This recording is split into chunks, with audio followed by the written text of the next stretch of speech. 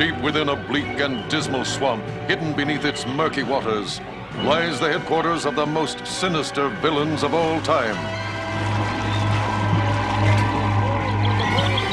The Legion of Doom.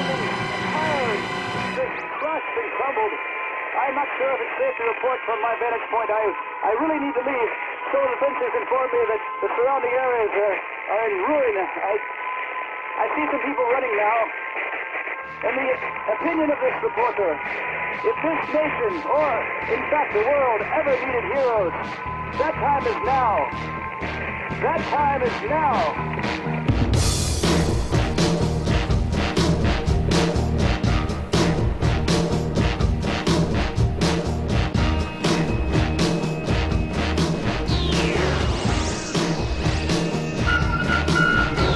The meeting will come to order. The Legion of Doom is now in session. Welcome to the inaugural edition of Legion of Doom vs. Star Wars One-Shot Special.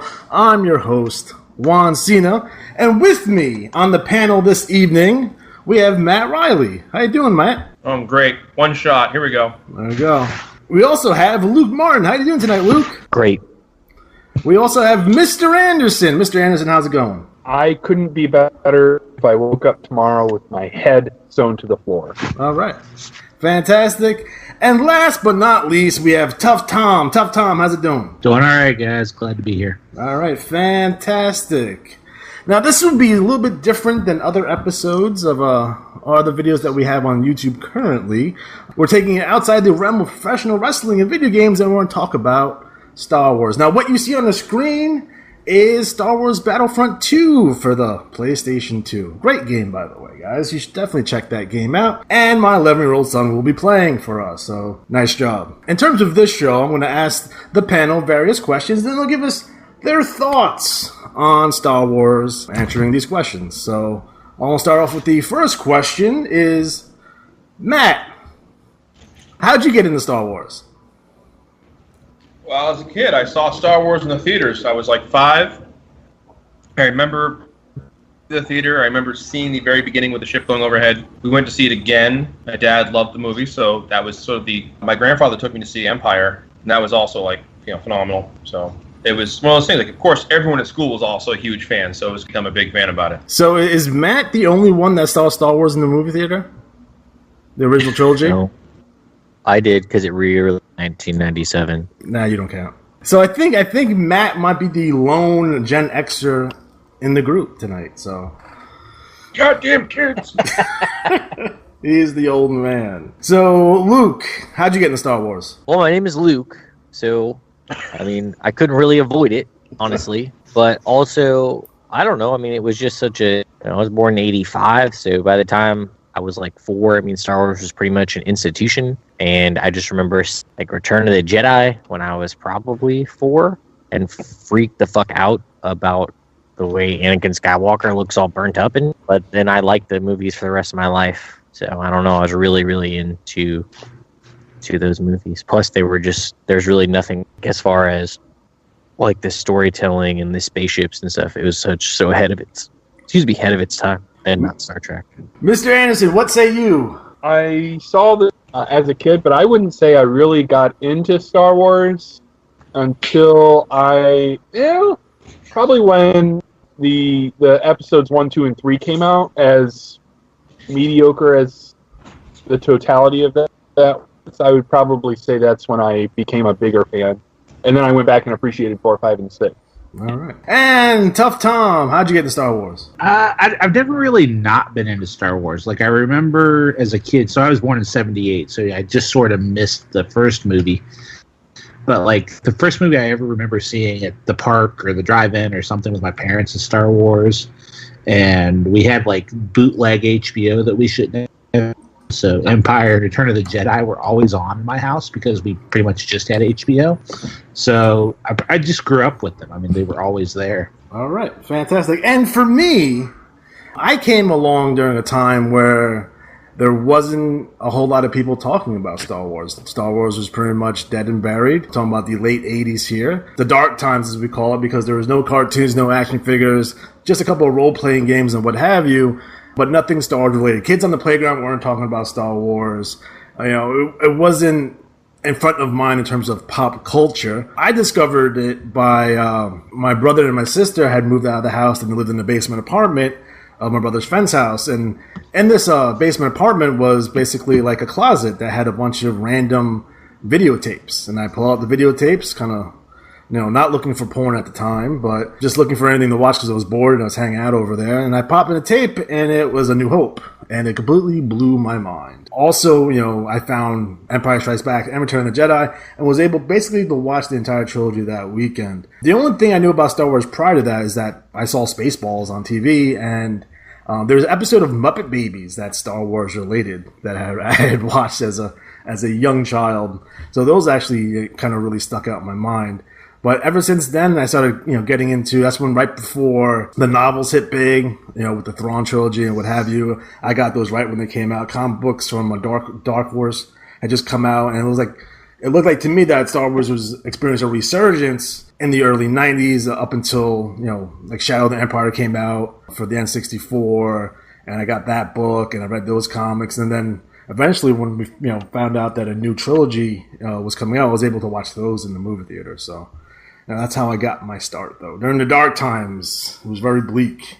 I remember, not for nothing, I do remember I worked at a store called Service Merchandise. I worked in the toy department. And I did. And, I did.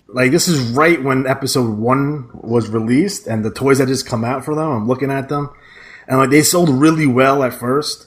And then when the movie came out, they stopped selling.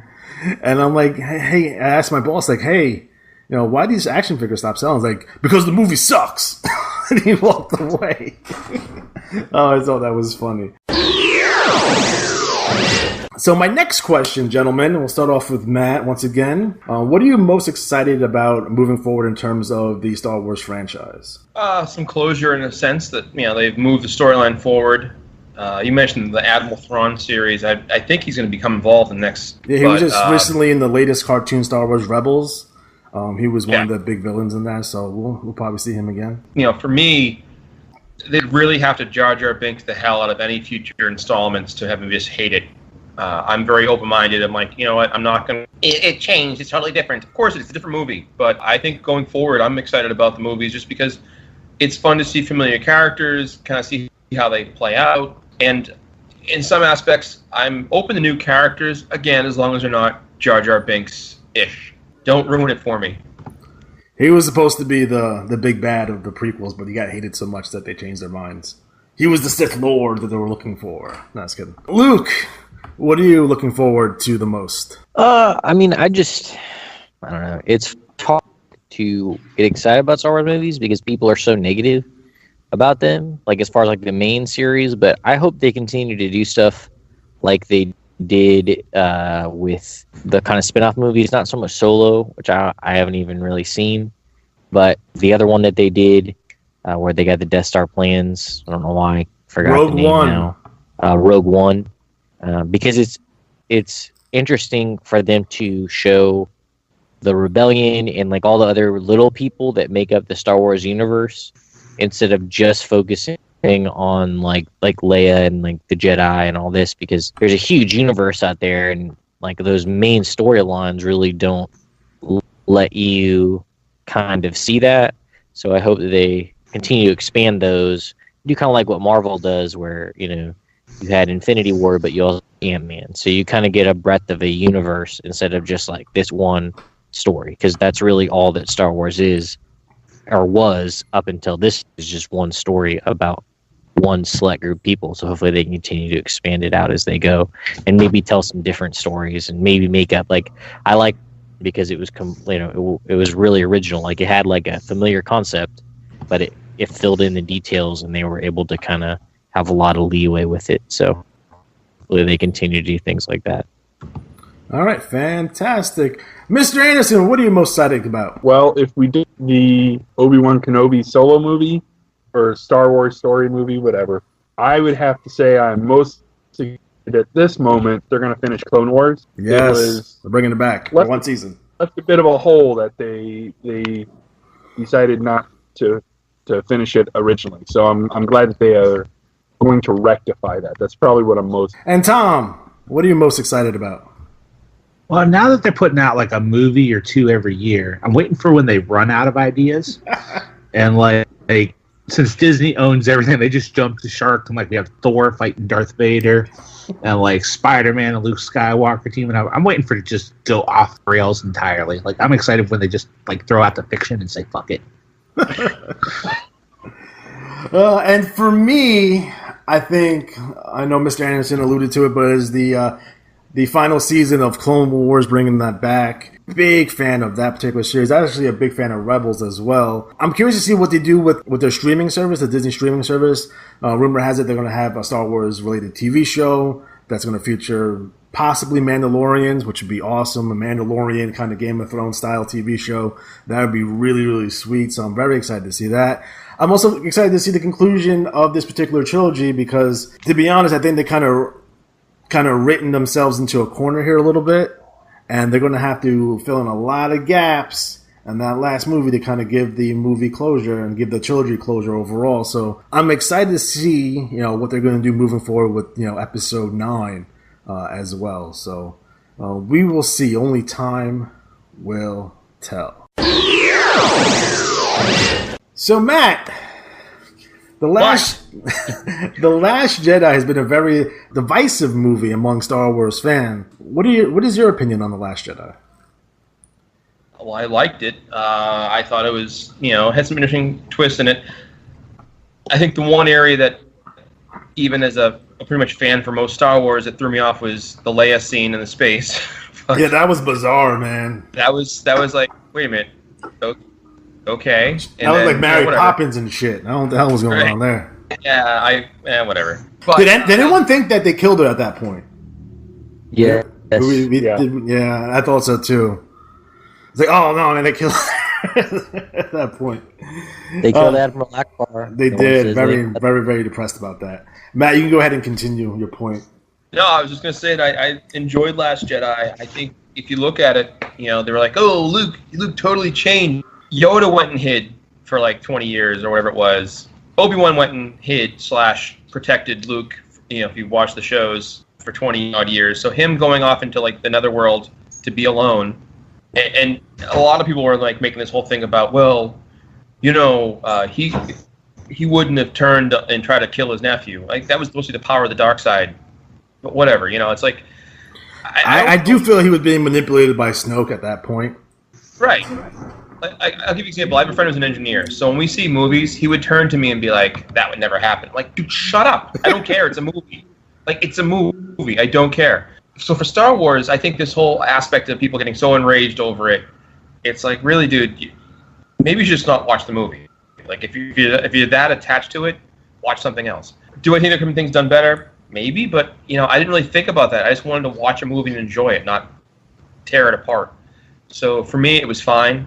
There were a few points, like, I'll even say in the one before it, Force Awakens, I always remember thinking, like, when Chewie comes off the Falcon, or if he comes off and, like, he's walking out, like, he's not the first one to Leia. Like, he's kind of Han's best friend. You'd think he'd go comfort her. But whatever, it's a small detail. But I think overall I enjoyed it, and I hope we see more movies. I just don't know right now. I know there's a whole, like up in arms about who's going to direct the next one, if that's going to happen or not, and who knows. So, Luke, what are your thoughts on The Last Jedi? I liked it when I saw it. Like I said, the whole, Star Wars fandom, people are like they're ridiculous. I think the biggest problem is that people try to like deconstruct it like it's scripture or something. It's I do because I'm a crazy person, but that's just me.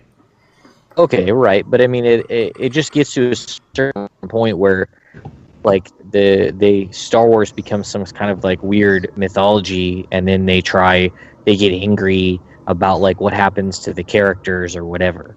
So it's just foolish, and I think they Star Wars, the movie itself, is really just a story about one guy. So he falls to the dark side and then gets redeemed. There are other cool things that happen and neat things that they're telling that story, but essentially that's what the first 6 movies are about. If you continue to try to tell a story that's already over, it's not very exciting, and it would just get dumb after a while. So the fact that they kind of removed those things from the movie, where they said, hey, the Force is something that goes beyond just the Skywalkers or whatever, or even the Jedi. And I also think that it makes sense for Luke to be like jaded and upset. And honestly, like the Jedi, if you read the expanded universe at all, they get to a point where they can no longer, like, they just can't keep writing books because the Jedi are just so powerful that they're literally the only thing to counterbalance themselves, and it just gets ridiculous because there's it's basically like the Superman effect, where if he's so powerful that nothing can hurt him, then it's really not very frightening if I think he's going to get hurt because I know that he can't. So it perpetuates something. So just this idea that the Force is something beyond good and evil, it just is, and that it always balances itself, and that sort of thing is interesting and more philosophical. And the fact that Luke is a little bit jaded, I guess people didn't like that, but I don't really know what they want, because honestly, like, it makes more sense that things got messed up. I mean, the dude had maybe 6 months of training, and now he's supposed to like restart a religion that failed to notice like that the worst evil thing existed. Like, there's a lot of things that people miss from the other movies that I just don't think were translated well. And now that Disney is trying to build off of that, people just want the simplest, stupidest thing possible. And just, it's like old people want their heroes to do cool shit, but again, you can't keep, Luke Skywalker can't come and save everybody. Han Solo can't keep saving everybody. You have to have new people. You can't continually just rehash the same thing. Like, Harrison Ford's pretty old in real life. I mean, you can't have him in. He's doing another Indiana Jones, so he's still in good shape. Well, dude, you watch the last Indiana Jones? I did. Anyway, so I don't know. I just think that people just are never going to be happy with it. I liked it. Obviously, like Matt said, there were some things that really didn't make a lot of sense, or that they probably should have done differently. But the original Star Wars movies are great because they are what they are. They're not the best movies ever made. They're not like Oscar-worthy films. They're pretty simple story, and the characters are unique and well written. So I don't feel that these new characters are any different than those other ones. I just think that people are trying to hold it to an impossible standard. Because like Matt said, go to a movie to watch a movie. My kids like it. That's more important to me than, the whatever bullshit people don't like about it. So, I mean, you don't have to love the movie, but if you hate it and don't like it, don't watch it. It's not that. Disney doesn't have to make that movie for you. Like, you're old and don't matter anymore. My son likes Star Wars too, which is funny because he didn't like Man of Steel. He walked out of Man of Steel. He said it wasn't close enough to the source material and walked out because he's a snob. But he likes Kylo Ren, but he still prefers Vader. My nephew loves Kylo Ren. He thinks he's the coolest guy in the world. So, you got, sometimes when you look at these movies, you got to take it from a kid's point of view too as well. So let's not forget that. Mr. Anderson, what say you? Specifically about The Last Jedi? Yes. Or just the new... Okay. I always try and phrase it this way. I appreciate that The Last Jedi attempted to kind of branch out in a new direction. I like to say they threw 6 against the wall and about 4 of them stuck, right? So Yeah. 2 things didn't work, 4 things did, but there were unexpected or things that were a little different than maybe what we had experienced before. It's not perfect, but no movie is perfect. And as has already been alluded to, if you're so invested and so particular, maybe you're the one at fault, right? The amount of hate that the movie has gotten, I think, is a little beyond the perceived lack of quality of the movie. The Leia thing was a bit odd to me, yeah. The part at the end where Finn doesn't sacrifice himself, I thought it would have been a neat effect if he had sacrificed himself, because he had spent 2 movies trying to run away, and this would have been a heroic moment where he finally didn't run away. He faced his demons or, his shortcomings, and he was going to be the hero, right? And it didn't really make sense to me that I can't remember her name. Rose. Gosh. Rose. It didn't make sense to me that Rose would practically almost kill them both to try and save him. Overall, I thought the movie was pretty good. And anybody who tells me that they didn't get goosebumps when Rey and Kylo Ren go back to back to fight the Knights of Ren, I'm going to call you a liar. because it was the coolest moment a Star Wars movie in 30 years. That was pretty dope. I can't lie, that's pretty dope. It was awesome. Those aren't the Knights of Ren, by the way. Just thought you should know that they'll be in the third movie, but those were not the Knights of Ren. They were just the guard for Snoke. Praetorian guards, if you want to be a jerk about it. As Luke has already said, the movie's not supposed to play out as each individual person would perceive it. I would have loved if Rey and Kylo would have teamed up at the end to go against General. I think that would have made a really compelling Episode 9. But it's not about me. It's whatever film they're making, because they're the ones building the series, right? And as a fan, we need to not be quite so jaded. I also thought that the new character played by Del Toro, DJ, I liked him. I thought that was a cool new character. I hope we see more of him. I just feel the reaction to Last Jedi was a similar reaction or worse than was received by the Phantom Menace. I don't think anything can be that bad.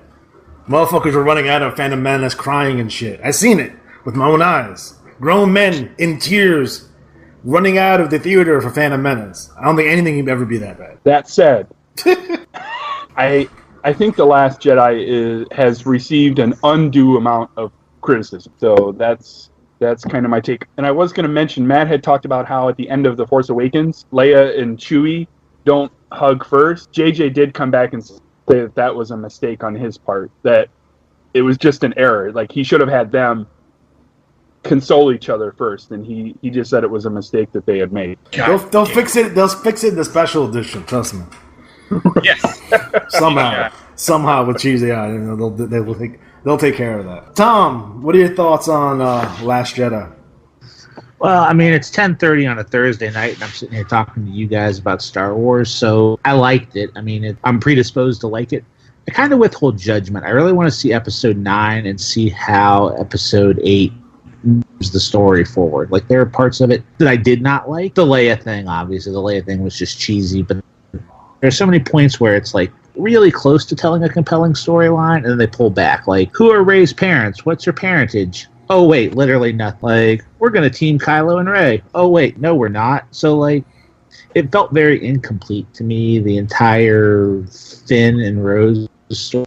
Like, I felt like it literally had been lifted out of the movie and doesn't really change the movie a whole lot. So, I really have to see where it wraps up. Like, I feel like it's incomplete. So, I enjoyed it, but I didn't love it. All right, fantastic. And for me, I think Last Jedi did enough stuff really, really well for me to like it. But it gets really, really close, especially on the second and third viewing. Like, ooh, like I think the whole Canto Bright sequence, like, why is that even in the movie? It seems kind of disjointed.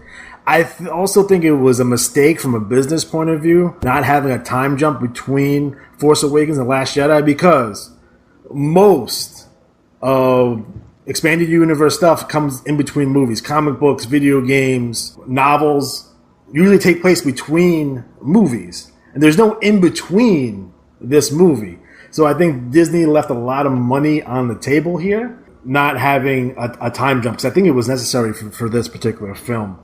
For me, looking back at, Rian Johnson as the writer and director, of this film, I think in terms of his direction, I thought it was great. The movie looks fucking slick as hell. I think it was really well done visually. Now, in terms of the story overall, a lot of plot holes, and I think kind of mistakes in terms of character development. Like, to me, personally, I don't think Rian Johnson ever watched Return of the Jedi. Because I think they screwed up with Luke. I think they screwed up with Luke, not in terms of him hiding. I think it was in terms of his reaction to Rey.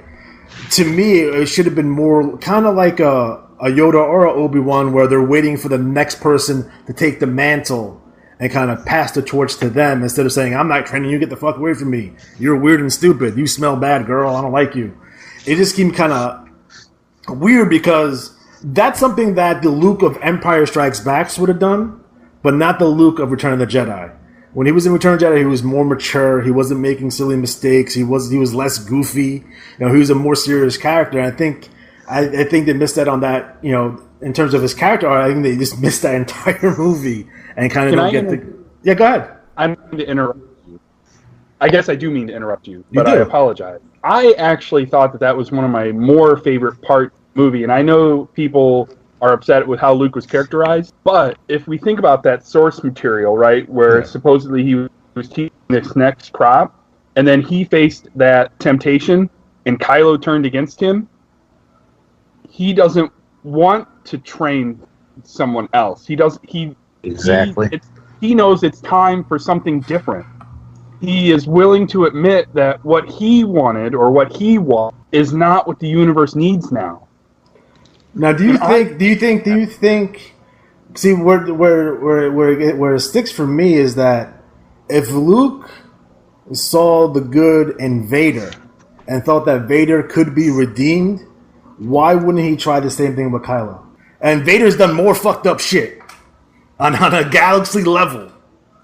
But he saw the good in him. He saw the good in him, right, and he was willing to redeem him. I don't think it's that. Because Leia felt the good in him. How come Luke didn't feel the good? Right.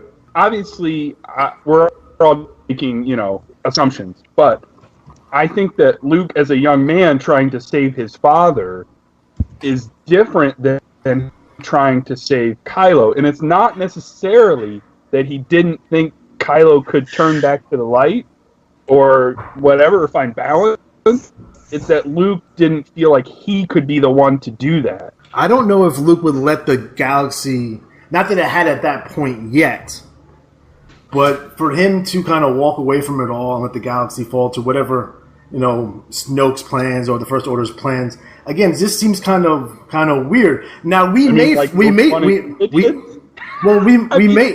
find out more about what happened to Luke to make him act that way. But if you go straight from the movies, I think it takes a kind of a U-turn in terms of his overall story arc. Like it kind of like something happens, it weirds him out, and then he's weird. I respectfully disagree.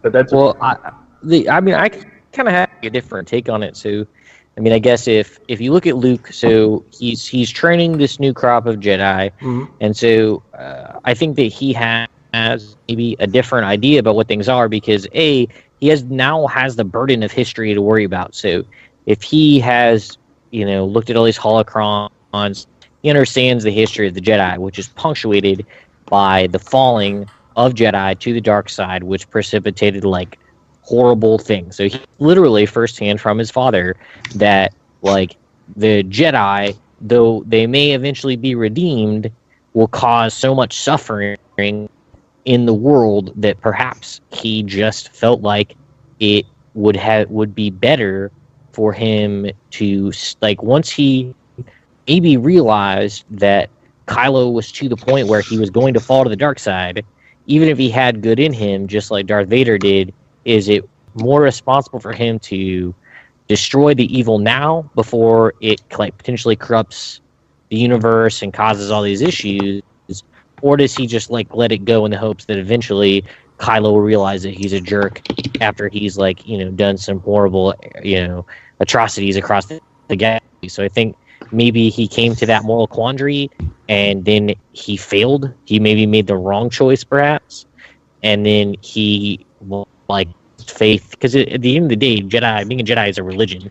So he lost faith in his own religion and his own religious experience. Like the Jedi historically have not ever been prepared for one of their own falling to the dark side, even though it constantly happens. Because their understanding of the Force is black and white. So kind of like only the Sith deal in absolutes. That kind of, is paradoxical in the sense of that sentence contradicts itself. So the Jedi's faith in their system is limited. So that's why maybe Yoda doesn't really care if he destroys the Jedi or whatever, because it's not about that. It's about the Force. And so Yoda obviously is a little bit more advanced in what he does. So he trains, but really, it's not necessarily, it's just a lack of faith. And finally, Luke just realizes, he sacrifices himself at the end. He knows he's going to die. So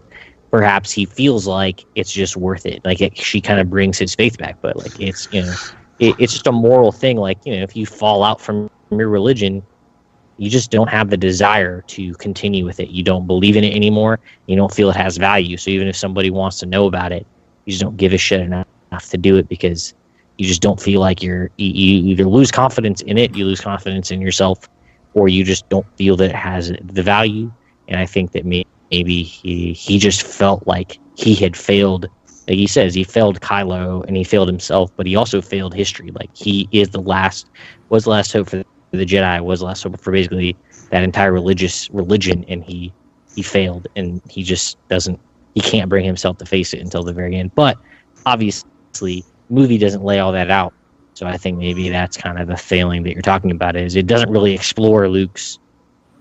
Like we may get more of that information, whether it be in novels or comic books down the road, but that's extremely nuanced and hard to explain within the context of a movie, which could be problematic. Right. Now, I know most people wanted a swashbuckling, going on adventures with Luke Skywalker. He's going to whip some ass. And we didn't get that. I know that people were disappointed in that. Me, necessarily, I wasn't disappointed. I think the way he went out, fantastic. I thought it was a great way for him to go. It'd be a shame if Disney actually recons that, because they could technically recon that in the next movie. He appears in the next movie. We're assuming it's going to be as a Force Ghost, but we're not 100% sure what that could be. But in terms of The Last Jedi, again, it did just enough for me to like it. I don't hate the film, but I can definitely see where people have problems with this movie. I walked out of the movie theater with my wife. I'm like, motherfuckers on the internet are going to be pissed. Like, I knew people were going to be mad because I think I understood their expectations probably better than the studio did, what they wanted to see moving forward. Now, there's, on both sides of this, we have extremes on both sides, and we'll talk about the extremes in a second with my next question. But I think overall, again, like what Tom was saying, I think we're still looking at an incomplete picture here. Once we get that last movie of the trilogy, then I think we have a better understanding of the whole trilogy in general. And I think, either you're going to like it or you're going to hate it at that point. So we got to see what happens. So, Matt, there is a thought out there that Kathleen Kennedy, Lucasfilm, and the Star Wars Story Group, Disney too, have spun some sort of political agenda in the new Star Wars movies. Do you feel that to be the case? I would say somewhat, but I think one people seem to miss when it comes to movies and being like, oh, this represents this or that, is more of how what you're doing in society aligns with the movie. Like, if you're actually like a movie villain and you're demanding a space force, people are going to be like, you're out of your mind. So any comes along and has some kind of ridiculing, insane leader who asks for that, from this point forward might be saying, oh, you're building off a society issue. I do some of the stuff in the movies was, could be considered akin to it. I remember George Bush at one point made a comment about, if you're not with us, you're against us type comment. I'm paraphrasing. But there's definitely that kind of comment by, I think it's Anakin in the second or third movie in the series, where it's, saying, hey, if you're not one of my allies, you're an enemy, and I think politically, it's one of those things people can overanalyze, and I do believe that if a studio is sitting there, like if I'm a producer and I'm making this movie and there's a lot of pressure and someone says, hey, what'd be great if you could put this little bit of an angle in that would make sort of, send a message. Like, dude, I got enough to worry about. I would say it's more the case of, it's just the representation of the villainy can be recognized in some of our life events surrounding us, which is, more of a tell of what's going on in society as opposed to what's happening in a movie. That's just me, though. Luke, what are your thoughts on the political angle in Star Wars, or perceived political angle in Star Wars? I mean, I don't know. I think that people try to find, especially in media, and they always do things that aren't really there. It all depends on what lens you're looking through and if what you want it to be there. Because it's a movie has a story and has things, but if you're looking for the idea behind something, we all have different, for instance, we just had 3 different ideas about something as simple as one character in a movie, right? Yeah. And so we're all looking at it through a different lens. Does that mean that Ryan Johnson was one of those 3 things? I don't know, because I'm not him or the writer or the producer. But at the end of the day, they say art or life imitates art. But it's really just because if you live in a society, you're going to tend to write something that reflective of that culture, because that's the culture that you exist in. Or if things appear to be influenced by something, like it just is. Like we have a long enough breadth of history or events or even current events. Like you can take from a movie anything that you like, as long as you feel like it is what it is. But trying to say that Disney is somehow, like Matt said, like telling them to create that, like, why would they, like, what's the point of that? Like that it would be so subtle that that's almost like a conspiracy. Like, oh, they're sending us subliminal messages.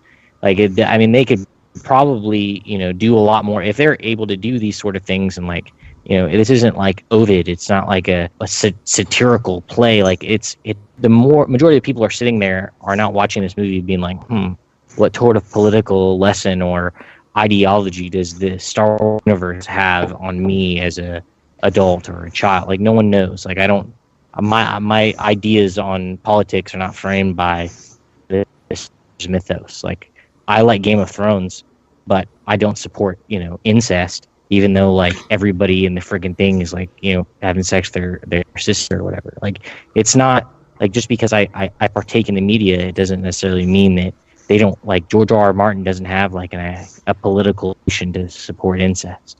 It's just something that happened in the book, right? So it's not you can basically, it's just like anything that you can take, you can spin it to whatever way you want it to sit in. And if you don't like something, you can create it into be something that you want it to be, because you're not saying that, oh yes, this is 100% exactly what it's saying. You're searching for some secret meaning. So at that point, you can just say whatever. Like, I could say that it's about, capitalism. I don't know. I'm sure I could find points within it to support that theory. But it's just a matter of how much shit about wasting my fucking life watching a goddamn movie about space. So I just don't. I mean, it's just it's has any sort of political leanings. It's only because the people that are living, that the Americans that made the movie thought about that, and it may reflect their political leanings, but it's not because they're trying to support a certain. It's just that's what they feel or think or relate to, and that's what they put in the movie that they made. Yeah, it's their craft. They made it, so they just kind of did what they know. So I think people give people more credit than I think that they deserve. It's not, Disney makes enough money. It doesn't need you to have a political leaning. It doesn't care who you vote for, as long as you buy toys and go to movies and go to their parks. So, Mr. Anderson, what are your thoughts on perceived political leanings in Star Wars? Are we saying political leanings or politics in general? Well, I think what people, on the internet are saying that On the internet are saying that. Well, I mean, it's everyone now, right? Everyone's on the internet, right? Do you feel that the producers, Disney, Kathleen Kennedy, Ryan Johnson, put in a political message in the Star Wars? I'm going to blow your minds right now. I think that any movie that is not a cut and dry, ridiculous comedy is in some way telling a political message. Anybody who doesn't recognize the political themes in episodes 4, 5, and 6 just didn't catch that political theme. And I'm not saying that the story was written specifically to tell a political story or to have a certain political leaning.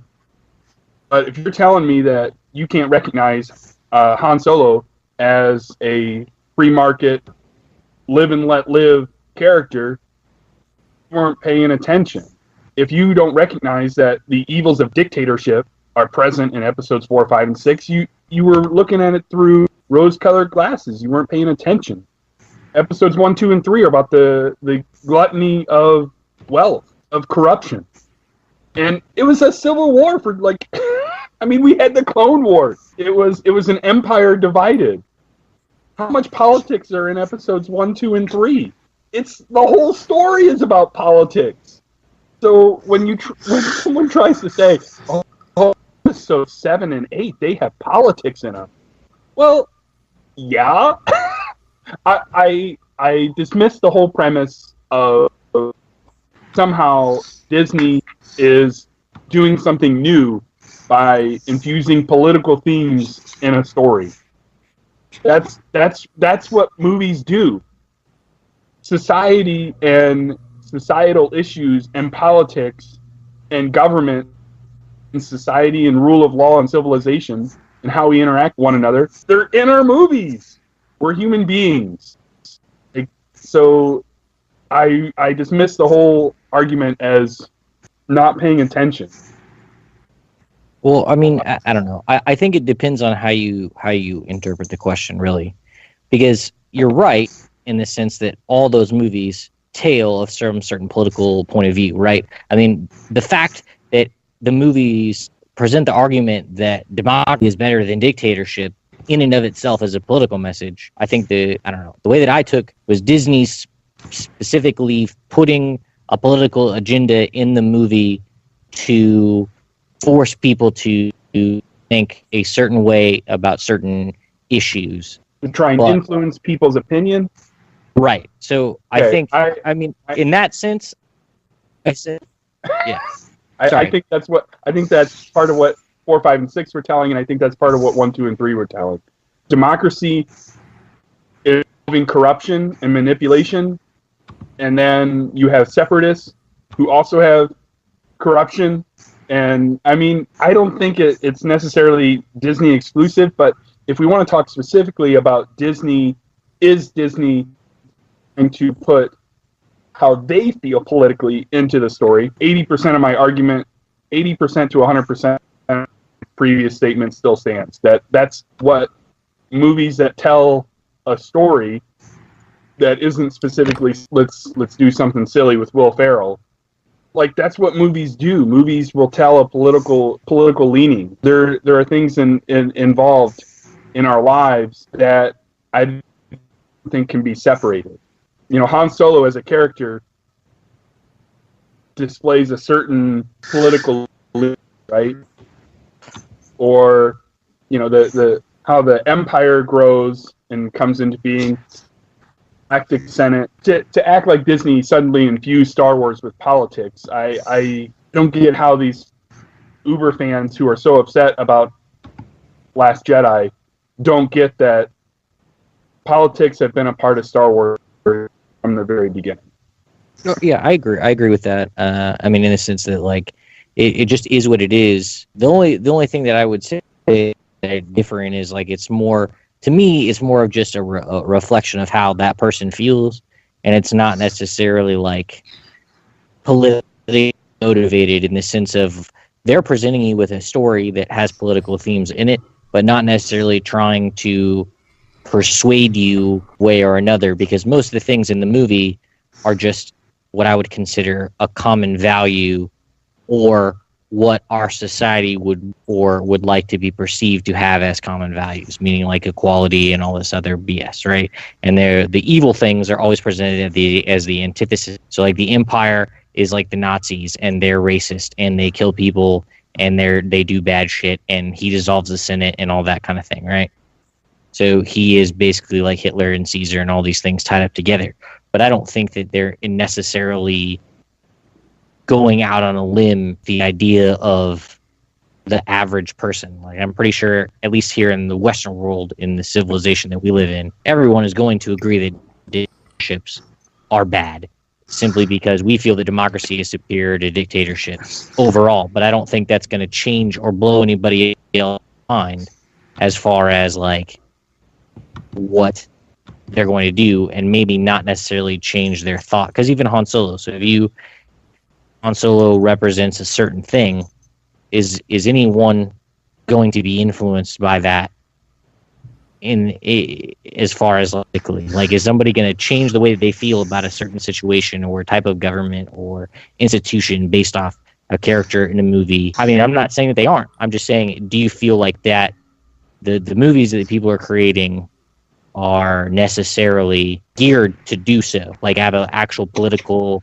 underpinning that are trying to get people to either conform to a certain set of ideas or that are trying to get people to feel a certain way about a specific topic or subject or whatever without actually saying it flat out.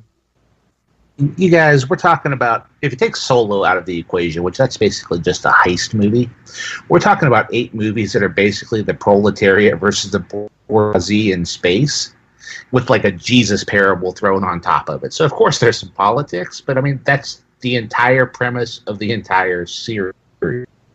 Like, I think we should be more concerned that, the administration is reflecting Star Wars than worrying about Star Wars and, like, inducing opinions on people.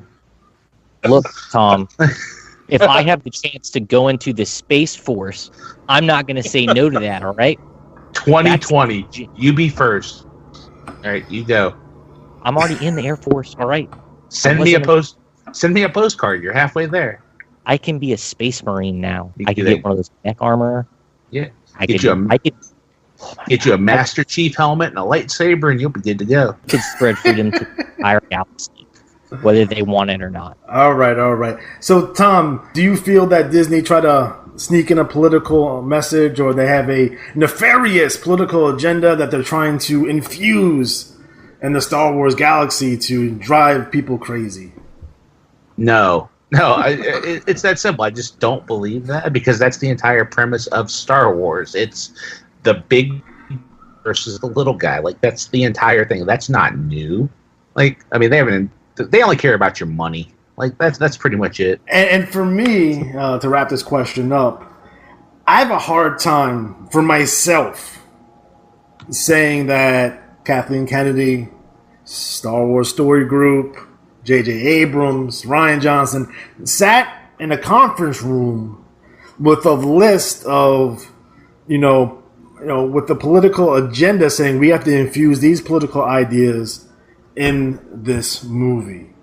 I have a hard time believing that actually happened. Now, anytime that a creator creates anything, whether it be novels, movies, anything that has to do with creative, you're always going to get an underpinning of their political beliefs, because that's what they're putting into the movie, because that's impossible not to do. Right? If you feel a certain way about a subject, it's going to reflect in whatever you create, right? That's just the way it is.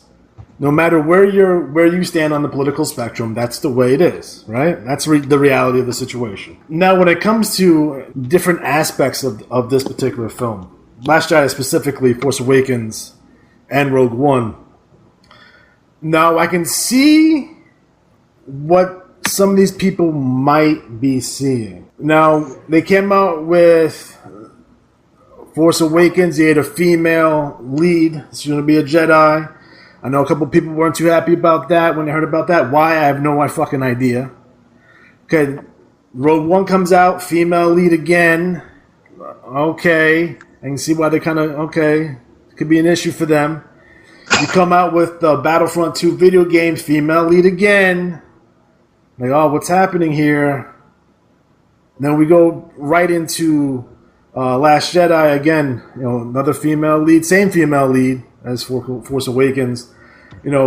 People who might feel a certain way might get kind of upset that we see, in all the media, and even some of the novels, we're seeing a disproportionate or uneven amount of female lead. The poor man is being oppressed here.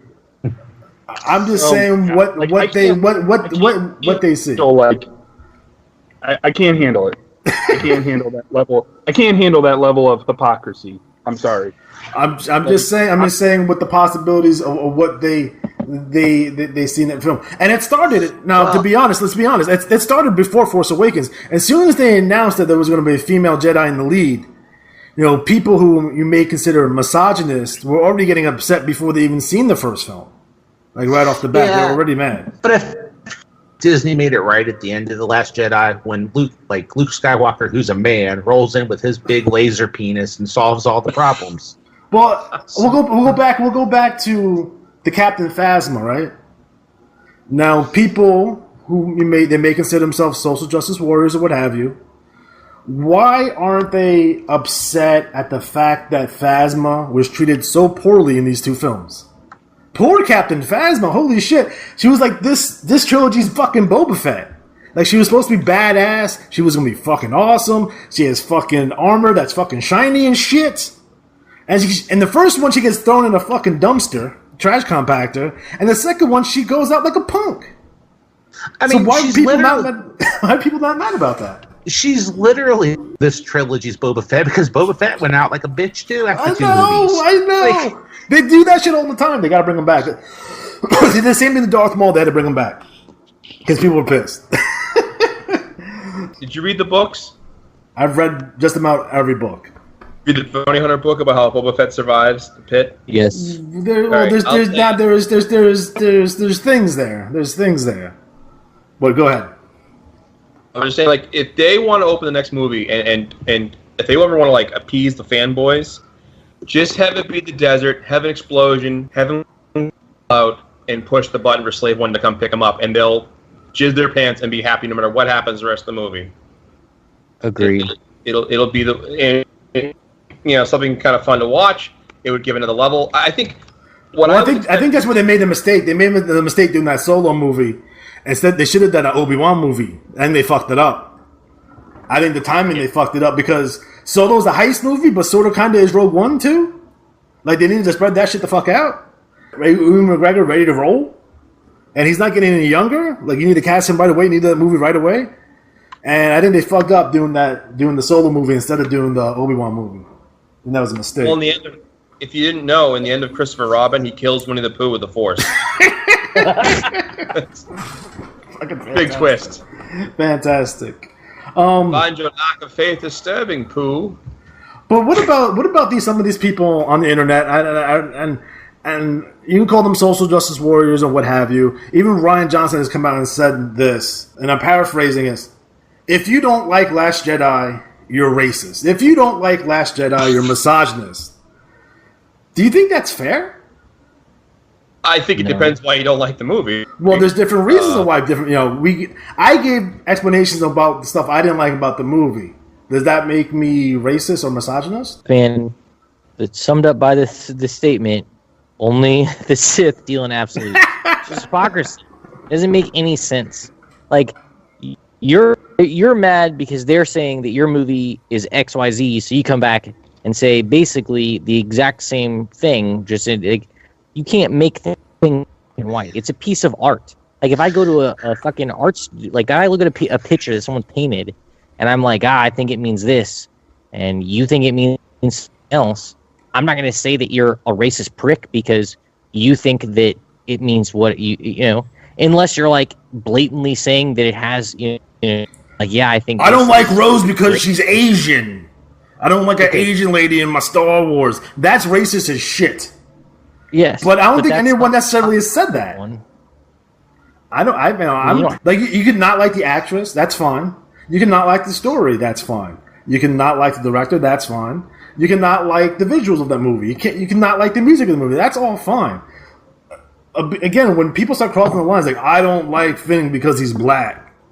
I mean, that's racist. But I don't think people have come out and said that. At least the ones that, at least the people I hang around with. Which is ironic because literally the whole series is about a little green guy that teaches a white guy how to use a lightsaber, and then they go hang out in a bar full of blue people playing weird instruments. I agree. Oh. It's weird. Star Wars is alien. There's no races. Everything is it's almost completely ridiculous. And if someone goes out there and tells me that fucking Billy D. Williams playing Lando Calrissian was a diversity hire, I might slap the shit out of him because Lando Calrissian is awesome. And Billy D is just... Lando is just Billy D in space. I don't think he did no acting for that. And I'm glad he's coming back, by the way.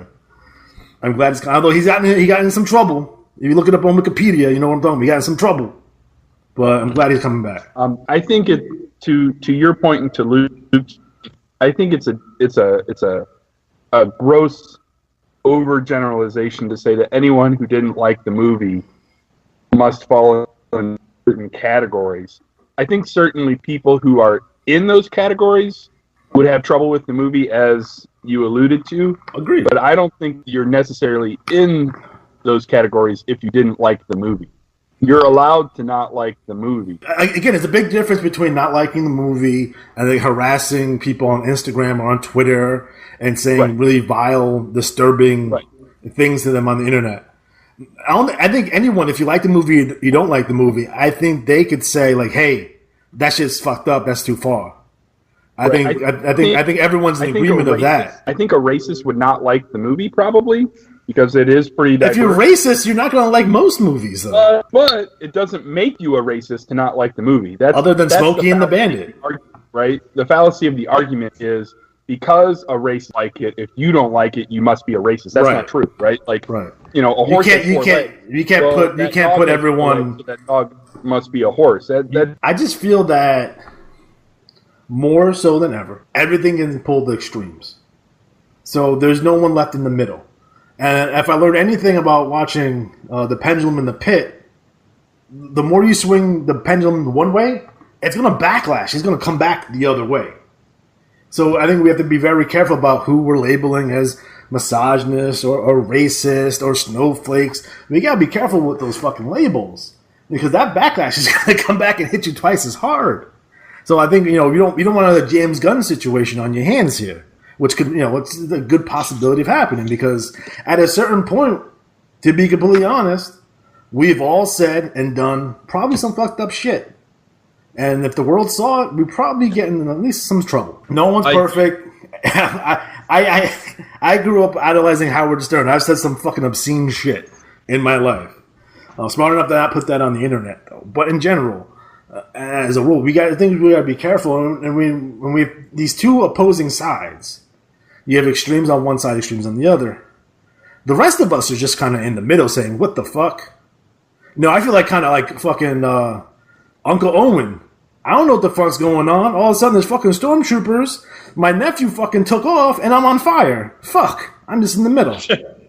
You know what I mean? Like, I didn't do nothing wrong. I was just wrong place, wrong time. I do believe if these films were released, say, starting in 2008, 2010, that we wouldn't have these issues that we're having today. Or we wouldn't have such of the argument on the internet. Everyone is extremely hypersensitive right now. And I think if you go into these movies, number one, if you go into these movies to hate it, you're going to hate it. If you go into these movies looking for a political message, you're going to find it. So what are you going to do? No, if you're no longer a fan of the series, I don't know, go read the Star Wars comic books. Maybe the movies are not for you anymore. Maybe the time has passed us by, and maybe it's time for a new generation of people. You've noticed, as of late, I've noticed this. People who grew up with the prequels don't hate the prequels as much as people who grew up with the original trilogy. The prequel hate has subsided over time. And I think that's what would happen in this case, too. People who really hate it will warm up to these movies maybe 10, 15 years down the road after doing massive damage. Don't forget that the prequel haters are the reason that George Lucas said, fuck it, I'm not making more sucking Star Wars. Fuck you guys. Because they used to sing songs that said George Lucas, murdered and raped my childhood. What the fuck is that? Wasn't there a lot of criticism when Episode 5 first came out? Weren't people kind of... No, 6. Everyone hated Return when it came out. Well, the nerds. Why Empire? There was a bit of a backlash. Episode 5. Not that I remember. I remember most of the backlash coming from Return. And all the fucking Ewoks and what the fuck is this shit? What the fuck's all these puppets and shit? I just know that it was a massive amount of backlash. And for the longest time, Return was the least liked of all the Star Wars movies. Your exceptions being Holiday Special and the Ewoks movies, of course. I don't remember necessarily. I think the backlash for Empire. I don't think the critics liked it. And for the critics at the time, your Siskel and Eberts and what have you had problems with Empire. Not so much the fans. I think the fans fucking jizzed on themselves in the movie theater. Matt, you were there. Did you jizz on yourself in the movie theater? No, I wasn't that excited. I did enjoy watching the guys dressed as Jedi fight with lightsabers in the front of the theater before the movie, and then be like, "I got you." In 1980, people. In 1980. You know what gets me too, and we're gonna wrap up on this note. There's a lot of people out there saying, just enjoy the movies. Don't speculate too much. Don't speculate. You're reading too much into this. Why do you worry about raised parents? All this shit, right? But remember, after Empire came out, if you read some of the, sci-fi magazines, the fanzines that were out there at the time, there was people speculating all kinds of wild shit. Like Obi-Wan and Darth Vader were brothers, like all kinds of crazy fucking fan theories. So fan theory has been around in Star Wars since literally the beginning. So please do not fucking rain on someone's parade. Do not shit in their cereal if they have a fan theory. And if you have a fan theory and your fan theory is false, don't be all fucking pissed off about it. I think that's a lot of reasons why some of these movies I think that's why the prequels got a lot of hate. I think that's why this movie got a lot of hate, because a lot of fans, to me personally, already had their prequel trilogy already in their head before any of the prequels came out.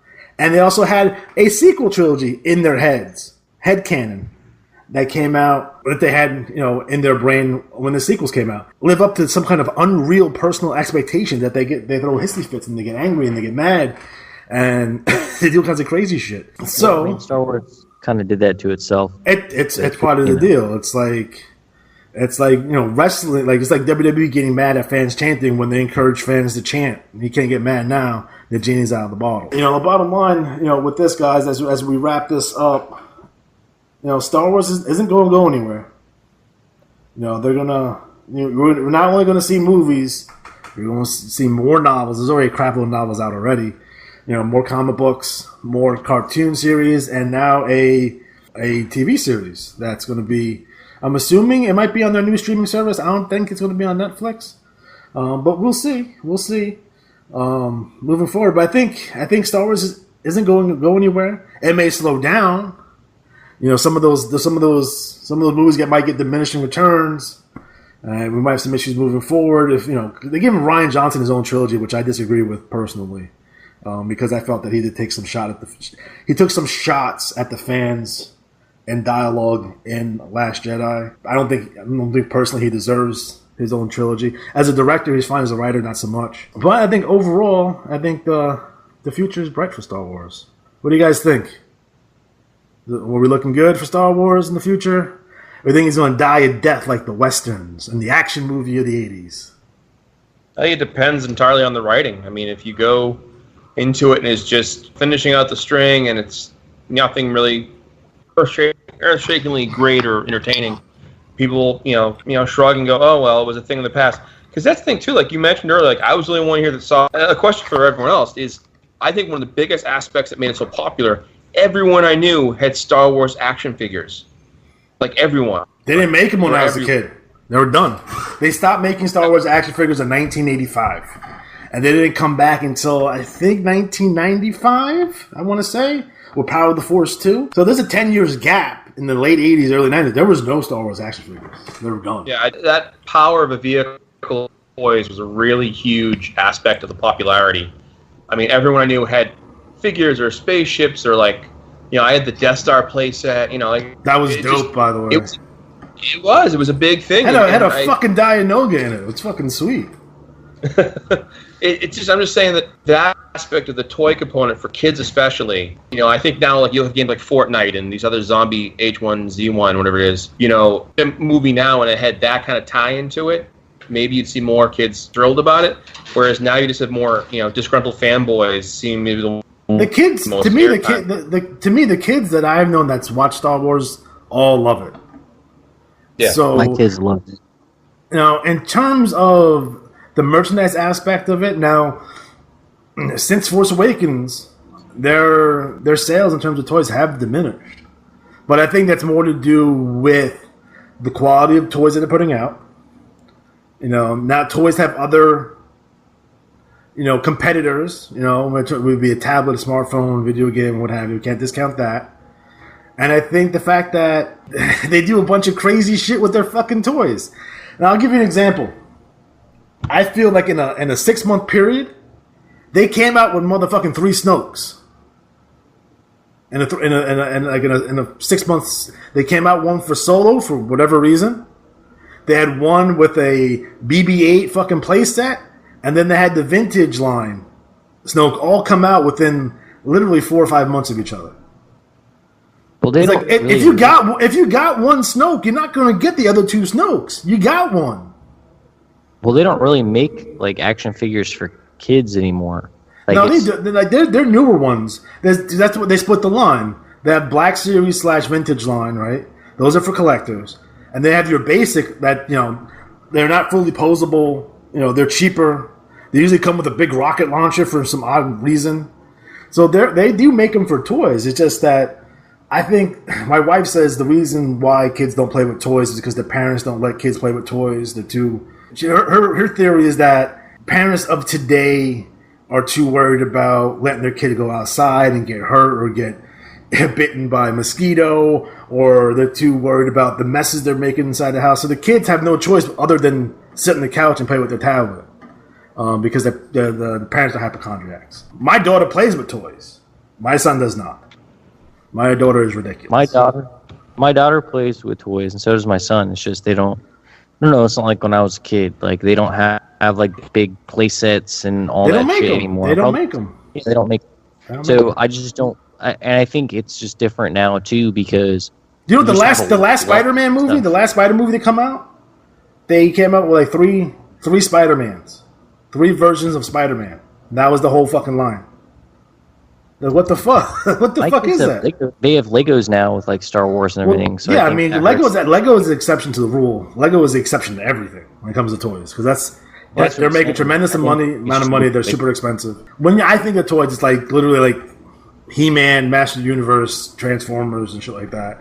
And they're just not getting you go to the Target, it looks like a Soviet era fucking soup kitchen. Like it's like nothing on the fucking shelves. Like there's like an aisle and a half of toys and that's it. When I remember going to Toys R Us back in the days, it was crazy. Like it was crazy. They don't make money off of toys anymore. Hasbro has all kinds of fucking distribution issues anyway. Fuck those guys, by the way. So now you just buy now. If you're a collector now, because collectors are funny. I collect Star Wars action figures. Collectors are funny. There's collectors that find some sort of thrill of finding it in the wild. They call it finding it in the wild. Well, they go to a store and they find what they're looking for. And there's other collectors who will just buy a case from Hasbro directly, or from Entertainment Earth, or one of these toy websites where you can just buy a case. And that's it. You got your whole fucking run already. No hunting, no chasing, no nothing. Here's your case. That's it.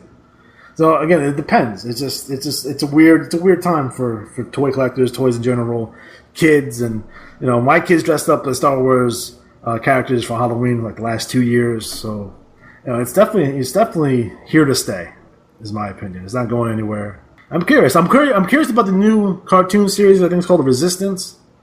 I'm curious about that. I definitely want to see the new Clone Wars, the final season. That's going to be sweet. So, anything else you guys want to say before we wrap up for the evening?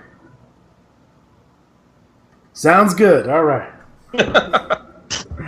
All right, gentlemen. Thank you for spending some time with me this evening on Legion of Doom versus Star Wars. So, for Matt Riley, Mr. Anderson, Tough Tom,